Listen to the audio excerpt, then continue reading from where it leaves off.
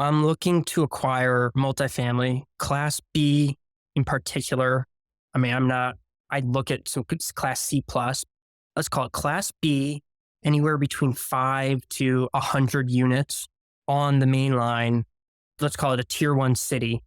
And the thesis is you can take a lot of these assets, which are owned by a large portion of them are owned by the baby boomer cohort, and they are sub-institutional in nature. They are often self-managed or managed for occupancy's sake.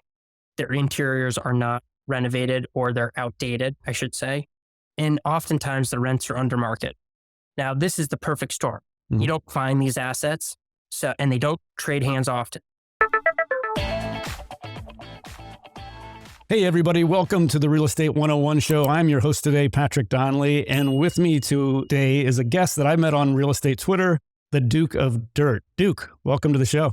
Hey, Patrick. Thanks for having me. This is very exciting. It seems like a few years ago, I was on the couch listening to podcasts like this as much as I could, trying to learn as much as I could. And now I'm here talking with you, hopefully providing some value to your listeners. So it's humbling and I'm excited to be here.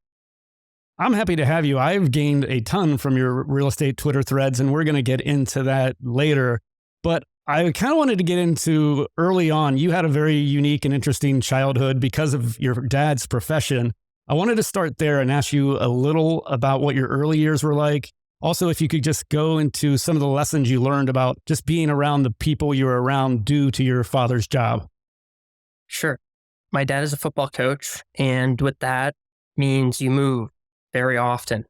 The first question when I go to a new school and people ask me, "Oh, how many times have you moved?" And I say, "Oh, 7, 8 times." They say, "Oh, are you in the military? Or is your family in the military?" No, you got to guess again.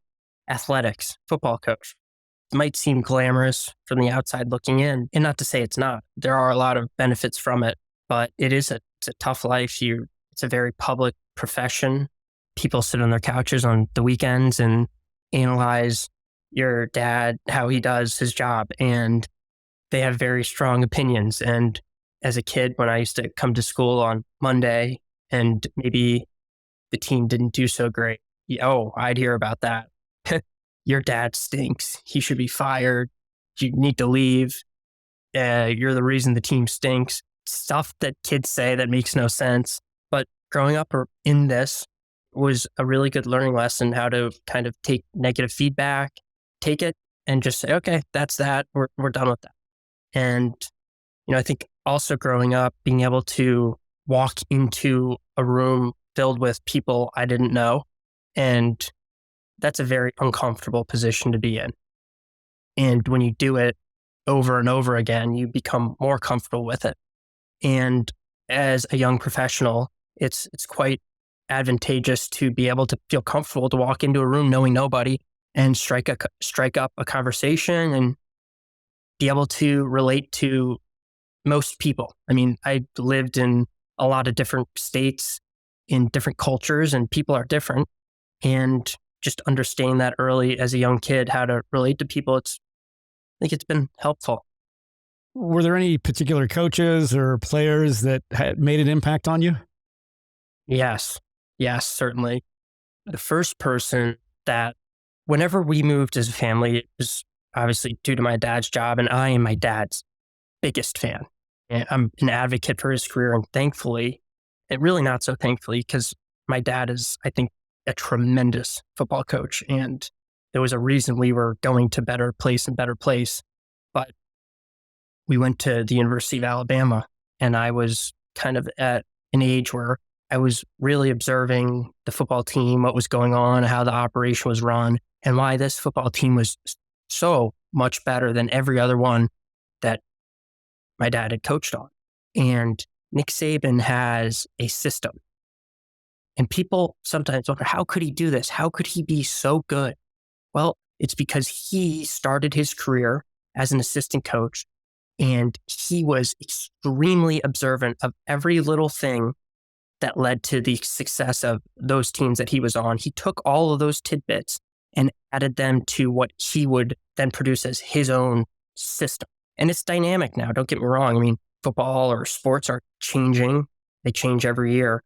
And obviously he changes it, but there is a rhyme and a reason to every practice, every meet, every day. And me seeing how this happened taught me that at the beginning of my career, my real estate career, I need to be highly observant and understand what makes specific operators succeed and what makes other operators not succeed. And I want to avoid the latter and take as much of the former as I can. And that's what I've done early on in my career. So that's something I've learned from Nick Saban's. You better have a system. And if you don't have a system in anything you go into, you are setting yourself up for issues. And then like somebody else that I was also able to have a front row seat in how they ran a program is Chip Kelly. And more so on the human performance side, he is a leading figure in sports, how people treat their bodies and how they get the most out of them. And this was also, I just got into college and, my priorities were not in human performance. They were with college things, parties, other stuff. Well, I quickly understood the importance of sleep, hydration, and nutrition and how that can impact somebody's performance. And I've taken that into my life. I'm always very cognizant of how much water am I drinking, how much sleep am I getting, and what am I putting into my body. And being so aware of this, it's, if I don't do the right thing, I can just look back at my day and say, oh, that just, there's the reason I didn't do so good today. I'm not familiar with Chip Kelly. Who does he, tell me more about him. People probably started to know about him at the University of Oregon. He ran a fast-paced, cutting-edge offense and was very successful at Oregon, a program that has capital resources with Nike and Phil Knight, but had not traditionally been a national championship contender. And Chip Kelly kind of came in there and made them a perennial contender. And then he kind of parlayed his career into the NFL. He had 2 stops in the NFL, and now he's at UCLA. Okay, but he's really into human performance and how to maximize. Oh, yes. Okay. Yes. When he came into the NFL, he brought all of this stuff, and this was brand new. And this is something I also learned from just this scenario is this was the first time this type of program had been brought into the NFL. This was brand new. And with leagues and systems and organizations that are used to one way of doing things, when you bring in a new thing, it's often not well received. And it wasn't totally well received. But looking back, now the whole league's doing the same stuff he was doing 10 years ago and very well received. So it's interesting how that happens. I'm going to have to check him out. I'm getting into all of this more. I've been listening to a lot of podcasts with Dr. Andrew Huberman is his name, and Dr. Peter Attia. I don't know if you're familiar with those guys, but they've both been on Tim Ferriss, and just really great podcasts about health and human performance and longevity. Just fascinating stuff. I'm going to have to do a deep dive into Chip Kelly, though, and find out more about him.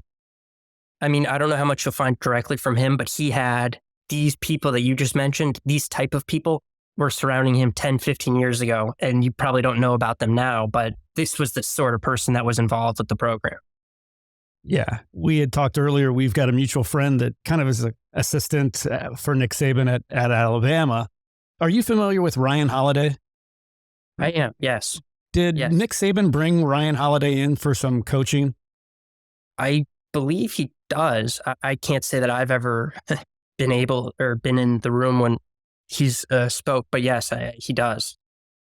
Ryan Holiday's got a great book called The Obstacle is the Way, and it just seems like totally in line with Nick Saban's philosophy of practice and constant and never-ending improvement, and it's just really good stuff, and really cool that you got to hang around those guys. I mean, it's both the players and the coaches just kind of having that influence and that discipline, I guess, has had to have had some carryover for your own, both academically and then later in your career, it's had to have some carryover and effect. I hope so. I mean, when you're surrounded by highly, I don't know if successful is the right word, but high performers, people who are at the absolute peak of their profession, there are qualities that these people exhibit that it's the rule, like you are what you surround the top 5 people. This is the same type of situation. So hopefully that happens with me. I hope I can share this, but your dad has a Super Bowl trophy. So you've been surrounded by some winners, and you were sharing that you were golfing with some of the football players in the NFL, a couple of days ago, I think. I think that's awesome, just being able to go out with athletes like that and play. They're just so amazing, such amazing athletes. Like, I'm curious, like, how their golf games were. What was that experience like golfing with them? I've grown up. This is not, I mean, look, it's cool, but it's not that cool. These are just people that, not coworkers, but because it's not my job, but these are people I've grown up with my whole life. And it's not really unique to me. Yeah. When I look or when I tell people, they think, oh, this is amazing. They're super normal. And their golf games usually are pretty bad. They're football. I mean, only the punters, the kickers, the long snappers, and the quarterbacks. That's where you get the good golfers. That, and I think they're a little more flexible. These big guys, they struggle to turn. It's tough. If you can't turn your body in golf, it makes it more difficult. And they get upset when a little guy like me blows it 40 yards by him on the drive. Well, guys, it's not about swinging hard. It's about timing and technique here. So they're used to blowing off the ball and knocking people 5 yards off. Well, it's just a different deal. Yeah. Yeah. Well, cool experiences that you've had as a result of, your dad being in football. I wanted to jump into a little bit about your journey before real estate. Talk to us a little bit about what you were doing. Your early career is interesting to me, and I kind of want to hear some stories about what you first did right out of college. I was in undergrad, and if I just backtrack to my junior year. And where'd you go to college? I went to Alabama. Okay. And so I'm in business school, I'm getting a marketing degree, and usually you're supposed to spend your junior year doing an internship with a business that you then parlay into a job. Well, I didn't do that. I studied abroad in Spain and had the best summer of my entire life. I absolutely loved it. I made memories that will stay with me for my whole entire life. And I came back and I'm going to school and I'm a little bit stubborn. And I told myself, I am not going to sit at a fixed desk under fluorescent lights with no windows at a desk. It's just not for me. I'm not doing it. And everybody's asking me, all right, well, that's fine, but you have to do something. And I kind of took inventory of where my life was, what's going on. And I said, I want to go back to Spain and I want to become more fluent in Spanish. And I just want to experience that because I'm never going to have the opportunity to do this again. And so I got a job teaching English in Sevilla, Spain. And it was 20, 30 hours of my week. The rest was up to me to do whatever I wanted. And I spent a lot of that time thinking about where I wanted my career to go because, it may sound that I didn't care about work. I'm a very ambitious person, but I also feel like I'm aware of kind of the bigger picture. And I took the opportunity to go to Spain. Look, I spent the whole year like seriously considering all the options that I had. And I missed a little part here. The summer, so I graduated senior year and I went back home. And that summer, while I was waiting to go to Spain, I did an internship with a real estate development company. Very startup, very entrepreneurial. And I really liked it, but it didn't bite me then. It didn't say, this is it. So I went to Spain. What kind of projects were they doing? I was there, mixed use, multifamily over ground floor retail in urban core transit oriented city. And it was cool. It was cool. And I was thrown into the fire. I mean, I'll get to this in a second, kind of how that job happened. But anyways, I come back from Spain and I determined that I know all these people in the sports industry. I've grown up with them. I have a competitive advantage in this industry. It makes sense for me to go into it. And I think I like it. So I got a job at a sports agency representing football coaches, which, like that makes sense. I grew up with these people. And I came right in and it was going well. I mean, I did my internship and then I got a real job in Manhattan, pretty much in another situation where they said, all right, we do players. You're going to come in and do coaches, 23, 24. And they're just, all right, you're taking the reins. And that was really cool, but it was scary. And would say a year into that, I said, I don't know if this is for me. And there was a lot of travel and I started seeing kind of what the industry was like and the business model. And I decided not to do it. Was your dad encouraging of that, or what were his thoughts on you being a sports agent for coaches? He lets me do he's a tremendous dad. He's supportive. And if I needed help, he's always there to help. And he was supportive of this. And it made sense. On paper, it makes tremendous sense. But, another thing that I kind of started realizing pretty quickly, and this was a young person making decisions. I look back on this now and say, this was probably not the best thought out decision. But whenever I would do business, everybody said, oh, you're your dad's son. I was never who I am. I was always my dad's son. And that irritated me a bit. Looking back, you put your head down and you work hard, you become your own person. But a young professional like that thought, nah. Yeah, early on, that's all So, your identity is like, you're, so and so's son. yeah, and that's fine. I mean, I was proud of it, but I didn't want that to be forever.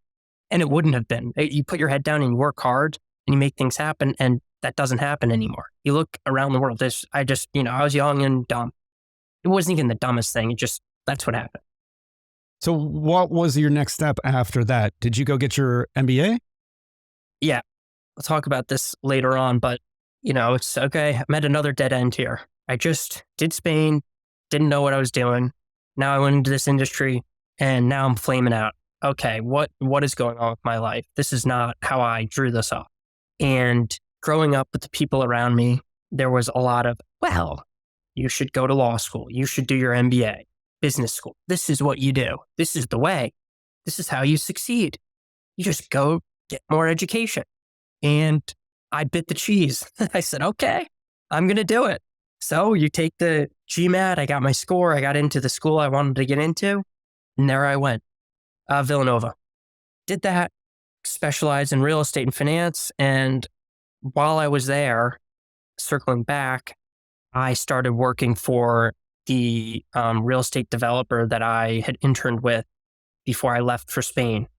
And it kind of came full circle. This company was a little more mature, but there was a huge hole in the financial analysis of a firm.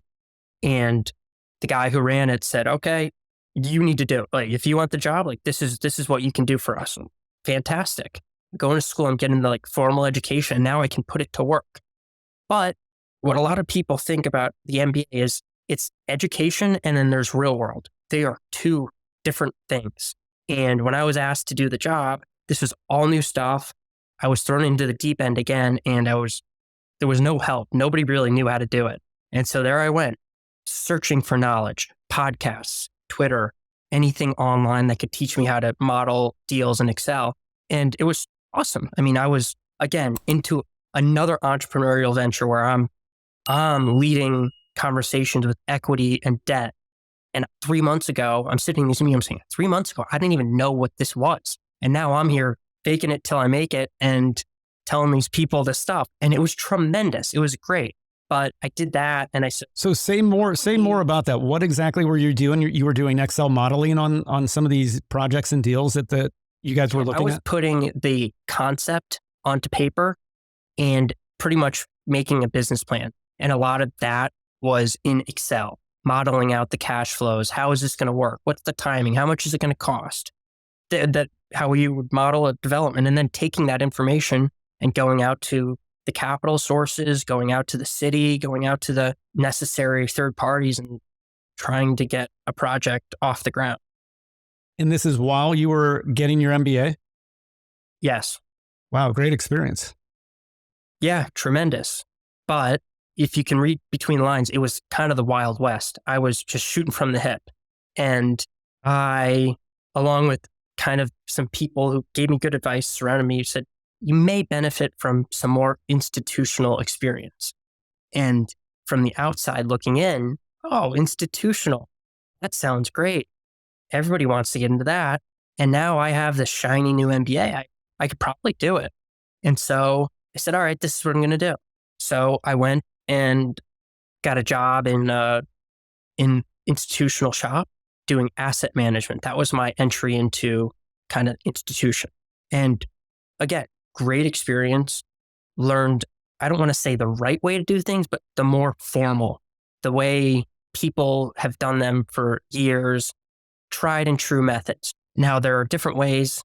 I'm sorry, what was your role there? Were you doing asset management for multifamily like apartments and things It like was that? across, so yes, it was an LP. So it was a limited partner in across pretty much all asset classes across all geographies. It was just constrained by the deal size. So they were writing checks between 2 and like 30 million bucks. So it was like I don't want to say sub institutional, but it's not like mainstream equity checks, hundreds of millions of dollars. It was in that sub range, and working with a myriad of different operating partners. And circling back to the first thing I said about learning how to create a system, here I am, a front row seat with 20 or 30 different operators in different asset classes, understanding what makes them successful.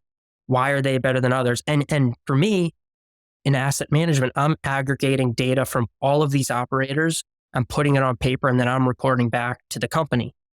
And it's very easy to compare all of these operators to each other because mainly doing the same job. And so you start seeing, okay, what these people do is better than how these people do it, or just little things like that. It was very good experience. I want to kind of get into that. You talked about like listening to podcasts and books and things like that as you were getting more into commercial and institutional real estate. Talk about some of those, whether it's people, books, podcasts, some of the things that like made the biggest impact on you early on in your career. Twitter was one of the first resources that was eye-opening and a real source of, I felt, tried and true knowledge. There's a lot of other sources that are a bit suspect. I'm not going to go into names, but I was a little bit thinking, I don't know if this is actually how it happens. You get on Twitter and the proof is in the pudding. These people are doing real deals, solid deals, and just reading as much as I possibly could of them. Moses Kagan has a blog, which I devoured. I know he doesn't like to talk about it too much, but it is top-notch content. It is tremendous. I recommend everybody who's getting into real estate read it from back to front. It is great knowledge. And then just general books. I mean, you've got like the whole group of like these big guys. You got Sam Zell, you've got Francis Greenberger, you've got Steve Schwarzman, guys like that. I mean, that's just great stuff you can consume. And then podcasts. I mean, there's a handful. You've got this podcast, which is great hearing from actual people. Something I used to like to do is I find people who I really respected, like Sam Zell. Listen to every podcast Sam Zell is on, and you start hearing themes and general kind of ways of investing. That's another way. Yeah, it's kind of how I did it. I wanted to hear your thoughts on, you are a huge fan of Twitter. You've learned so much from Twitter. I think a lot of us in the community have. It's an incredibly, I don't know, just how giving people are on there is kind of has blown my mind in some ways. I haven't been on it as long as you, but it's amazing what you can learn on there. Looking back on things, I wanted to hear how you would view advanced education. Is that something you would do again or advise somebody young to go get an MBA in order to have a career in real estate? Or do you think there's just so much information out there that you can kind of create your own MBA in a sense and learn what you need to do or learn what you need to learn outside of a traditional educational model? This is a tough question, and I don't think there's a right or wrong answer. There are tremendous benefits of having an MBA, I'm not going to lie. And a lot of it is perception. When people see MBA from school that they know or respect, they just immediately put a label on you that, oh, suddenly this person knows what they're doing. It's the same thing with working experience. Well, that doesn't always mean you are better or more knowledgeable about doing something. And real work experience trumps everything. And like you said, mixing the real work experience with the content that is widely available across internet is a recipe for success. But you have to put in the work. You can't just hope for it to fall in your lap. You have to go out and do it. With the MBA, I mean, you have to put in the work, obviously, to get into the school, and you have capital investment potentially, but I'll be honest, it's been tremendously helpful. And if I were to redo it, I don't know, I'm certainly proud of it, and it's been tremendously helpful. Now, look back and say, all right, if I know now everything and I use those 2 years that I demand to get real world experience, would I be in the same place? I don't know.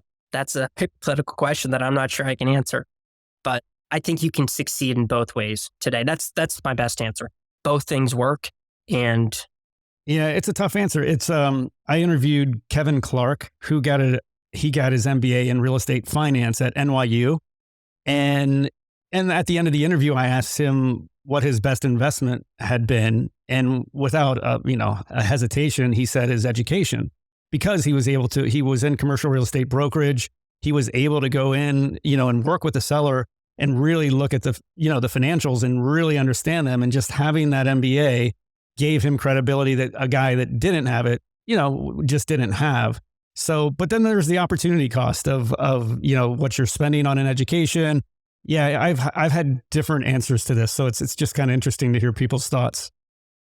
yeah, I mean, look, Kevin Clark may have had a different, better experience than I did, but I think I'd probably be better off going in and looking at financials of a piece of an asset in real estate or a company, doing the actual work with somebody who's an expert as my mentor, as my boss or something.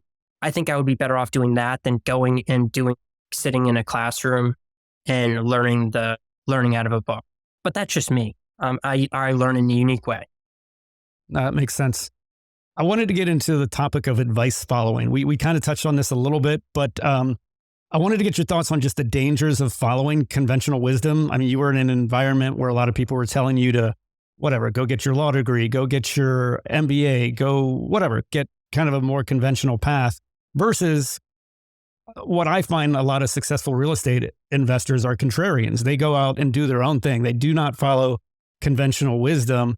Talk to us a little bit about that, going out on your own and doing what you think you should do versus doing what you want to do. That's a tough path and a tough struggle, I think, for a lot of younger people. Talk to us about just how you think you can navigate it. Any advice you have for navigating that, that journey, I guess you would say. Yeah, that is an interesting concept with following conventional wisdom and going down the path that people tell you to do versus doing what you truly desire to do. And I want to caveat this by saying I personally am in a situation that has enabled me to be a little more bold with taking action of going out on my own. And I am grateful for that. And not everybody can do that. But when you look at your life in the bigger picture, at least here's what I did. I go to work and I say, this person who is a few steps higher up than I am in the hierarchy, does this job intrigue me? Is this a job I would be happy doing in 10, 15, 20 years? And the path to get there, am I going to be building something on the way that I can look back on and be happy I spent 20 years doing it and proud? And for me, the answer was clearly not. I was certain that I did not want to be the people who was looking up to, and I was starving to go build something for myself. And growing up, I was taking advice primarily from people who have followed the corporate structure. And they all tell you, education, corporation, just follow the leader. And even I just had this thought, even with your dad's situation, there's still a hierarchy of working your way up the football coaching hierarchy, Yep. and that's not that it's a well-trodden path, but it's somewhat laid out. Yeah, you work hard and you go up the thing, and great. And many people succeed and live great lives, and I am happy for them, but I'm not one of those people. And I think there's a lot of other people that probably align with me. And some days I would wake up and look in the mirror and say, what's wrong with me? Why can't I just be like them? Well, I haven't figured that answer out yet, but I can tell you, I'm not going to force myself into being a corporate warrior. It just was never going to work for me. And it was very clear early on that I don't want to say waste, but I didn't want to live 20, 30 years of my life just to retire and do nothing and look back and say, oh, what did I do? I want to do something that I'm proud of, that I'm passionate about. And that means I needed to go out on my own. Again, one little caveat. it is extremely important for me that I felt that I had the, I don't know, requisite training and experience to be able to execute on a strategy and succeed. And I'm at the point now where I feel that, but that wasn't true. And I put my head down for a couple years unhappily, Mhm. but there was always that carrot at the end of the road saying, all right, like we're working towards something and then we're going to go. Was that your thought process rather as you were at this institutional real estate firm that you were just trying to learn as much as you could, kind of build your skill set? Was that how you thought about it? Yeah. If I'm being frank, yeah. I mean, it's not something an employer wants to hear and it's a No, little bit shallow, but I no. mean, yeah, I was a paid fill in for a couple of years in my mind. I was there to do my job Mhm. effectively. I certainly wanted to do my job well Mhm. and Sure. be thought of highly and do great. But I was certainly there to learn as much as I possibly could, make the connections with the necessary people, and build a foundation to jumpstart my real estate investing outfit. This is kind of a common theme I've heard with several of the interviews that I've done of people that have followed a traditional path. I interviewed a guy, Raleigh Williams, who got a law degree at University of Chicago, got like a top law job right out of college, but he was absolutely hated it. Came from a family of lawyers, and that I think can just be. And I had a similar experience in my own life, kind of following traditional advice, and then you hit this point where it's just like, crap, hasn't worked out for me. I have what I'm supposed to want and I'm still unhappy, or I'm still like, this just isn't doing it. I think that can be a hard realization for people. And it's like, all right, what's next then? Like, if this path hasn't done the trick, how do I segue into doing whatever the next chapter is? And I think that can be a really tricky road to navigate. And you're kind of in the middle of that right now. Talk to us a little more about that, like how it's been for you, the transition. You've recently gone out on your own. So can you talk to us just about leaving more of an institutional job and going out and doing your own thing? Yeah, I'm happy to. It's been that carrot at the end of the road for years. And I can tell you, I was certainly scared to wake up those days and weeks after thinking, oh my gosh, I've made a tremendous mistake. I'm very happy to say I wake up every morning jumping out of bed, so happy and invigorated and passionate about what I can do today to move the ball forward just a little bit. And I'm as excited and really invigorated as I've been in my professional career ever right now. And I were to look back and if I were to do something different, or I don't think I would, I just advice I would give to people trying to do the same thing is you've got to work really hard side of your job to set the framework so that when you do make the move, you're not just, okay, what do I do now? Have things set up, make those relationships, communicate to people in the realm of the industry you're going into about what you're going to do. And for me, that was brokers, lawyers, accountants, people like that. I mean, I've been working on this for a couple of years now. And now it's like, okay, call each one of these people. Here's exactly what I'm doing. Here's the criteria I'm looking for. And do you know anybody that is doing anything in the realm of that? I'd love to meet. That's kind of my life now. Cool. So tell us what you've been up to, like since you've left your company. What are you been focusing on? Talk to us about the niche in real estate that you've focused on. Hey everyone, it's Clay Fink here. Are you looking for an investment opportunity in a $2 trillion market? Look no further than Atacama, the cybersecurity industry's latest game changer. Atacama has opened its doors to US accredited and international investors alike, already attracting over 5,000 investors and $6.5 million in capital. Atacama's recurring revenue model saw 10x revenue expansion in 2022 alone. They have patented technology and large contracts secured, including one with the US Department of Defense. This is a limited time opportunity to get in on the ground floor of a rapidly growing cybersecurity startup. To learn more, simply visit invest.atacama.com/WSB. That is invest.atacama.com/WSB Full disclosure, I have personally invested in Atacama's equity crowdfunding round at a $29 million valuation.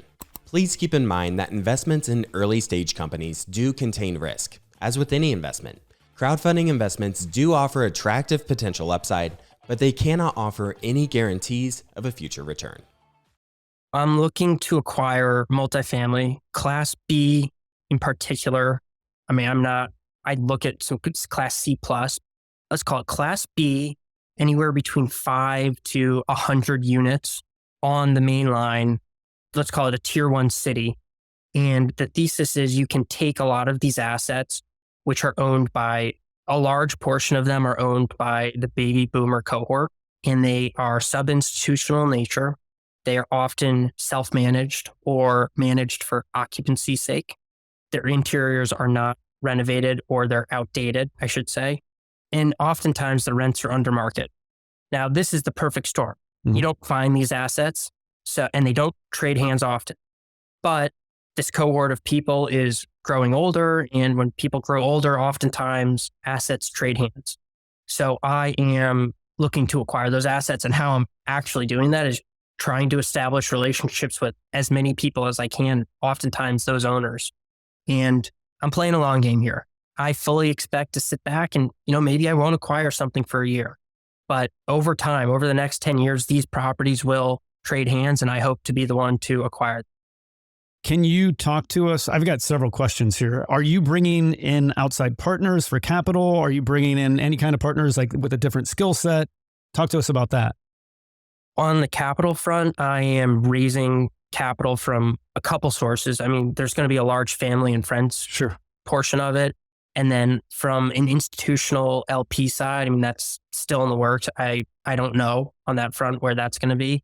In terms of operational partners, no, not yet. I'm open to it, but you're looking at it. I'm the show. So have you made your first investment then? Have you not yet purchased anything yet? I've got some promising, I don't have anything tied up yet, but I hope to report back soon that I do. Okay, great. We'll have you back on the show and kind of get an update. But how are you looking for deals? Is it primarily through brokers that you're reaching out to, or what's the best way you're finding to find these deals that are baby boomers that are tired of managing their properties? Yes, there's the brokerage, which the brokerage community provides tremendous value. In my particular instance, what I found with broker deals is the asking price is wildly off from the price that I'm willing to pay. And I am going to stick by the fundamentals that I've set out. And I'm looking for specific metrics. And if they don't hit, I'm not going to throw in rent growth that I hope to happen. I'm just not going to do it. That's what I've seen with broker deals. I've had more success with talking to people and getting warm introductions to owners. That's where I've had the most success, and having conversations with these people who are oftentimes, I wouldn't say there's no fire sales going on that I'm dealing with, but there's reasons these people are selling, whether it's repositioning capital or they have a bigger deal and like this deal is just too small. It's not worth their time and they need to get it off their hands and put the money back into this bigger deal. That's where I've had more success. So yeah, direct to seller. And I'm not oftentimes cold calling. I know everybody loves the cold call. I'm not hating on the cold call, but a warm introduction. Now you're playing with fire. Right. Right. It's really good. Yeah, I am glad you mentioned that. I did an interview with AJ Osborne, who does self-storages, and he had an interesting strategy where he would just ask, let's say in his case, it was a self-storage mom and pop owner out for a coffee or just take him to lunch, just saying like he'd like to just learn a little bit about the business. He would never say he wanted to buy their property, but what he would say is like, do you like develop a relationship with them, develop rapport, some trust that's involved, and then just ask if he knows of anybody that is interested in selling. And a lot of times, like maybe they wouldn't be at that point, but they'd still keep him in mind. And he was able to generate a lot of deals that closed because, using that method, which I thought was, I don't know, and I like your idea too, just a warm, what did you call it? The warm intro. Warm intro. Warm. Yeah. I mean, you're not coming out of left field and saying, right. Hi, I'm calling about One Main Street. Are you going to sell? Are you going to sell for $10 million? Right. Okay, well, it's worth 1 million. No deal. No, a warm intro. Hey, I have a friend that's looking to buy X in this area. I think your property fits. Would you like to meet him? And I'm not the why. Usually a friend's making the intro, and then I'll take it from there. I Right. mean, I found success. I mean, you obviously have to be connected or I have a solid network, which is something I'm always working on. And I'm not coming in hot. Hey, let's make a transaction. You're making friends here. We're playing a really long game. I'm not looking for a quick buck. I'm not looking to screw people over. I'm Exactly. looking to make connections and make deals sometime down the road. Yeah, your reputation doesn't go away, right? So it's something you want to maintain and develop. I mentioned early on, like you and I became friends through real estate Twitter. I just wanted to hear how you just first got involved in the community, why you chose to remain anonymous, kind of the pros and cons of that, and then just the benefits that it's provided you so far, just being involved in real estate Twitter. I am an advocate of real estate Twitter, as you probably can understand. I was one weekend trying to learn as much as I possibly could on How long ago was that? and Just like a couple years ago or? 2019 or 2020. No, actually 2018 or 2019, but I didn't start with the Duke of Dirt account until the summer of 2021.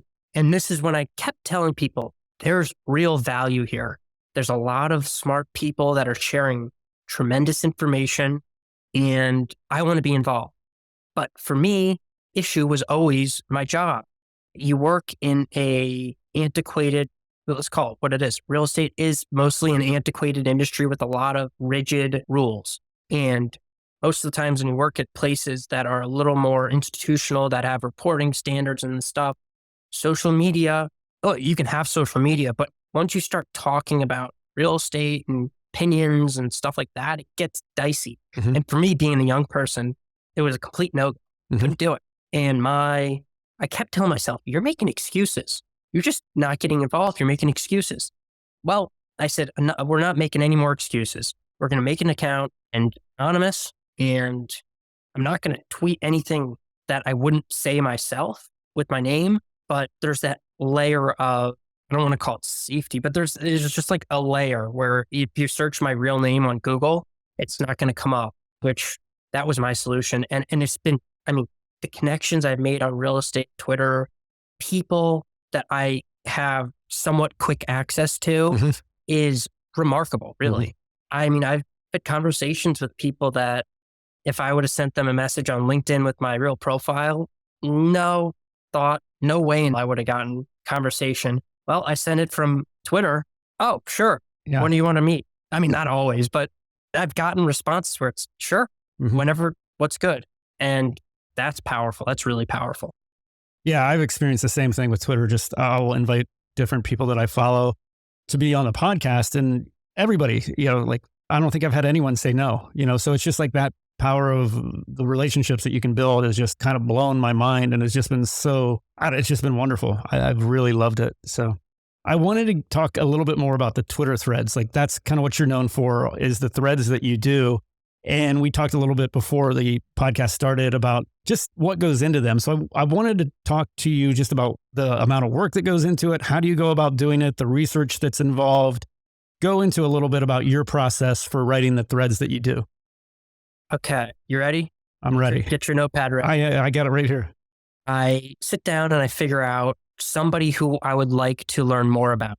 And when it started, they were the obvious big names, Sam Zell, Steve Schwarzman, guys like this. And I go on to Spotify or wherever, and I type their name and I queue up as many podcasts as they have done. Okay, for my week. This is when I used to commute a lot, and I'm listening on 175 times speed. And whenever a little tidbit of information where I think is valuable comes up, I'll look at the timestamp and I'll write it down on a notepad or in my notes. If I'm driving, I'll try to scribble it. And at the end of the week, I'll sit down with my timestamps and I'll put it on paper. And that's really it. I mean, doing that takes a lot of time, and it's not always podcasts. Sometimes I'm going on YouTube and I'm queuing up a list there. Sometimes it's a book. Sometimes there are news articles.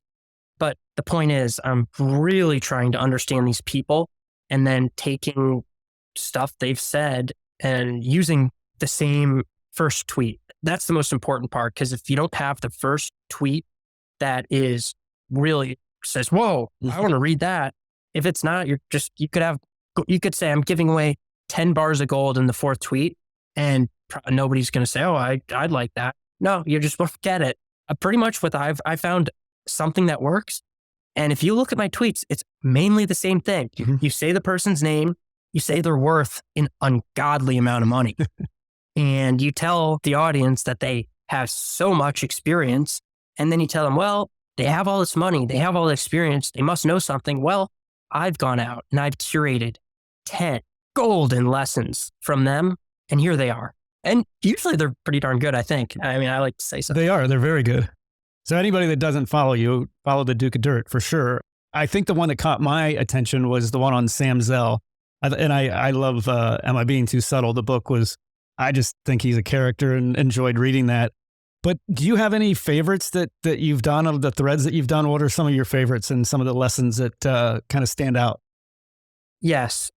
I would say the first one that I ever did, and how this all started, was kind of have a rule for myself now that I am producing content on Twitter. It's hard. It's not easy. Right. You got to come up with ideas.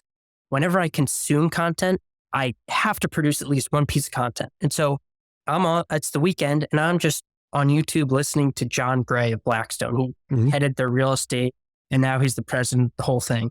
And he's dropping, I like to say, bars of gold. They're just tremendous pieces of knowledge. And I'm writing all these notes. And I finished listening to 2 or 3 YouTube videos, and I said, what? This is like 15 tweets. I might as well put this into a thread and then cherry pick parts of the thread for the rest of the month. And that's what I'm going to do. I said, well, oh my gosh, I have so much content now. This is amazing. Well, I did that for the first time, and obviously it went great. So I said, okay, I'm onto something. But to answer your question, he's very wealthy, but he's relatable, and he doesn't speak in, I may have said some big words today to make me sound smart. He doesn't do that. He's obviously a very intelligent person, but he is so eloquent with how he presents an idea and explains it and talks through an investment thesis. And I think for me, that's a sign of just, I like that. So in very simple terms, like just the way he explains things. And yeah. I mean, if you look at some of his lessons, they're gold. I mean, one of my favorites that I've taken, or that I tell people, he tells people when they take their first job, 2 things. You want to look for a culture of meritocracy, somewhere you can go, work hard, be great, and be rewarded for it. And a culture of teaching, somewhere where people are happy and enjoy teaching younger people, because this is how you're going to grow and become successful. He always tells people that. So I've always taken that one. I mean, a few other lessons, there's a lot. So there's a ton of them. Definitely, like you said, read some of these. They're really great. Barry Sternlicht, who is not opposed to an interview. He really likes it. And I think that's one of my better threads, just because he's spoken so much. He's CEO of Starwood, is that right? Yes. Yeah, he's on Squawk Box a lot, correct? Yeah, you've got it. Yeah. He says, find the freight trains in your life and get on them, not in front of them. That's not actually his direct quote. I remember he said that he was told that by a professor in college, I believe. But I think that's pretty basic, but it's very true. Look in the world today, and I'm sure you could see a handful of things that maybe wouldn't be something you want to get into. I could think in real estate, I mean, I'm going to listen to this in 10 years and say, oh, what an idiot. But you look at office sector, say, that's an interesting sector. I don't know what's going to happen there, and I could be totally wrong, and it could boom. But that's one where I don't know I would get in front of the freight train. Right. Now, I could be totally wrong, and that's just an example there. Yeah. And then another Barry Sternlicht is, hope is not a business strategy. And I like to think that, you see people acquiring assets, and today, and I do the numbers, I really look at the rents, and I say, how in the hell are these people getting to that number? And the only thing that I can come up with is their assumptions are entirely based on hope. And that is not something I am interested in investing on. That's kind of one I fall back on. And then just 2 quick ones. Steve Schwarzman created Blackstone. he likes to tell people, write or call the people you admire. You never know what can happen. And Steve Schwartzman's famous for writing presidents or big time people. And this is before he was who he is. And he said often he would get invites to go to houses and interesting things happen. And I think that's kind of relatable to Twitter a little bit, where you don't know what's going to happen. And somehow you can get a thread and all of a sudden you have Sam Zell in your DMs. That's not what's going to happen here, but it's just cool. Yeah. So that one. And then Sam Zell just says, when people show you who they are, believe them. And I think that's my favorite. His main takeaway that I took from his book was like, always buy below replacement cost. Yep. And don't buy with negative leverage. Correct. Right. Any other qualities that kind of stick out for you of all of these investors that you've focused on for your threads that have made them successful? What are some of the commonalities that you've seen? There's one that every single one of these people has. It is they have a tremendous belief in themselves to accomplish what many thought they could not accomplish. It starts with you. And if you don't believe truly about what you can do, I mean, I'm not going to say it's not going to happen, but these people don't exhibit that quality. When you look at Stephen Ross, who he was working for a company, he was fired from his job because he went out with his boss one night and I don't know, punched him. That's the story. And he went out the next day and said, I can do this better than you. And guess what? He did. So he, obviously he had some help. He had his uncle, but these people really, truly believe in themselves. Yeah, they're also independent thinkers, contrarians, it seems like, to some degree. Anything else that comes to mind of some of these guys? I would say yes, they're contrarian thinkers. Ira Lubert says that often. He's another thread that I've really enjoyed listening or writing about. He doesn't talk publicly very often, but I wish he would. He has tremendous mind. None that come to my mind right now. Okay, I wanted to kind of segue into your newsletter. I think you may have mentioned that a little bit. Talk to us about that, what the content is you're producing. Is it the kind of the threads that the newsletter is, or is it totally unrelated? No, it is. I read a newsletter that selfishly, I like to tell people when you put things on paper, you really grasp them that much better. And for me, it's been that. I try to take the reader from 0 to 1. And it doesn't have to be this broad, crazy topic. It's how do you do something better in your real estate operation, or if you're part of the real estate community. And so that's kind of the general thing. And does that involve doing lessons from famous investors? Yes. Does it include how to make sure that you're charging or you're going out to market with the right rent on your apartment unit? Yep. Does it include like my tech stack? Every part of my real estate operation that I'm using. Yes. All things that I pretty much try to look back at myself 4 or 5 years ago and say, would this have been valuable? Or I look at my Google search history. If I can go back, I don't think I'd go back then, but there's just any of these types of things. That's what I try to provide. Yeah. And how often does it come out? Try to do weekly, but it just hasn't always been that way. Yeah. I shared with you earlier that we do a daily newsletter called We Study Markets, and it's hard to come up with and produce a bunch of content on a weekly or daily basis. And you want it to be good. You want it to really provide tremendous value. And some days I don't read it and think that's tremendously valuable. And maybe I should just take my own lesson, just hit send. And somebody probably could take value from it.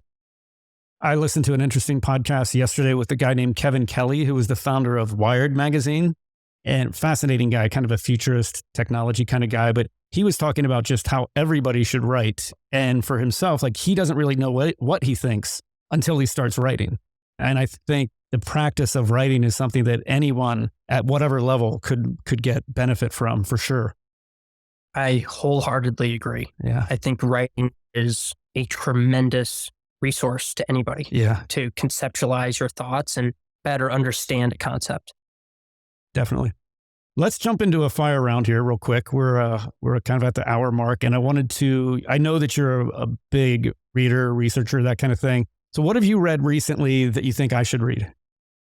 Endurance, Shackleton's Incredible Voyage. This is a book about a group of, I believe, English explorers that went to the Arctic and experienced, let's call it a tough voyage. And if you're looking for perspective, if you want to feel a little more resilient in your life, this is the book for you. I'll check it out. This is totally unrelated and this might get edited out, but I met a guy in Asheville, North Carolina who you've heard of the Iditarod, right? The Yes. dog sled race, which is a 1,000-mile race. Well, a week before the Iditarod, a week after, there's a human-powered Iditarod race. So it's 1,000 miles by yourself. And I met this guy in Asheville. He was working at a running store and his boss came up. He's like, has this guy told you who he is? I'm like, oh, no, we're just kind of talking. And he ended up winning this race. Like he won the Iditarod foot race and he wrote a book about it. He's like a motivational speaker now and went through a bunch of personal hardships in his own life and got into running, and just a really interesting story. And I love those. I'll definitely check out Endurance and give it a good read. I've heard it mentioned a couple times, so it's time to probably read it. It is the best book to gain a little bit of perspective and be just a more resilient person, because you read what these people went through and you say, holy smokes, I might not have it that bad. Good perspective. Next one, where have you traveled to? You've done a bunch of traveling, I know that. Where have you traveled to that I should travel to? San Sebastian, Spain. It's where I studied abroad that junior year. It is, if you enjoy great food, if you enjoy water sports, maybe surfing, and you like good wine, this is the best place in the world. I'm not biased, but is it in the Rioja region of Spain? It's in the País Vasco, which is Rioja. Yes. Okay. I will check that out. I've been to Spain, like Madrid and the airport, but that's about it. I've not kind of gone out and ventured around. You gotta go off. And then my special addition here, Rio de Janeiro, great city, beautiful city. Brazil, definitely on my list. Best purchase under $250. I think this was one of your questions. It was, and I'll do you one better. How about under $100? Okay. It is a Josephine #2 universal wine glass. I really enjoy wine, and drinking out of this wine glass, it's going to sound odd to many people who just drink to drink, but it is really an experience every time I have a glass of wine. And it is delicate, it's fragile, but it is an experience. So Josephine #2 wine glass is? Yes. I heard that right? Okay. Yep. I'll check it out. I'll check it out. My parents are both big wine drinkers. I'll have to get a couple. Great gift. Yeah. If you're looking for a gift for somebody that likes wine or something, 2 of these, primo. Last one here. What's your best real estate book that you would recommend? I would say Steve Schwarzman, What It Takes. I really found tremendous inspiration from reading how he started Blackstone, and he was in an enviable position at his firm. Mm-hmm. He had the world. He could have sat back and been extremely successful. He said, I want more. And he did, and he built something more. Very cool. That's one I haven't read either, but I've read your thread on it, which was great. I got a lot of reading to do. Endurance, and then What It Takes. So Duke, thanks a lot. This has been a lot of fun. I've enjoyed talking with you, getting to know you a little bit better. Do you have any kind of words of wisdom or like a takeaway, one big takeaway you'd want for our listeners who've been listening today? Yeah, I think 2 things. And Patrick, this was quite enjoyable. I'm a lot of appreciative of the invite, and I hope I've provided a little bit of value. 2 things here. In life, effort requires no talent. You don't need to be smart to show up every day and make something. In fact, in real estate, the hungriest people often outperform the sharpest. So that's 1.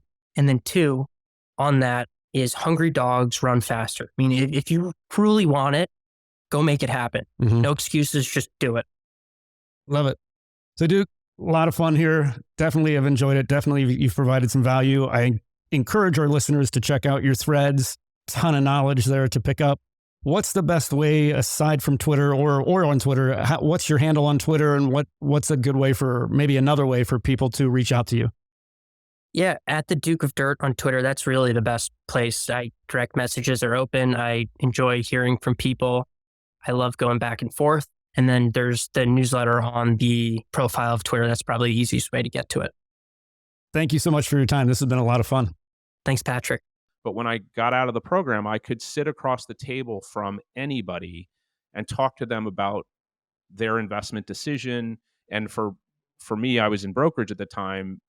I could have an educated and informed discussion with a seller about, their $100 million asset and why what they wanted us to do was a bad idea from a return standpoint.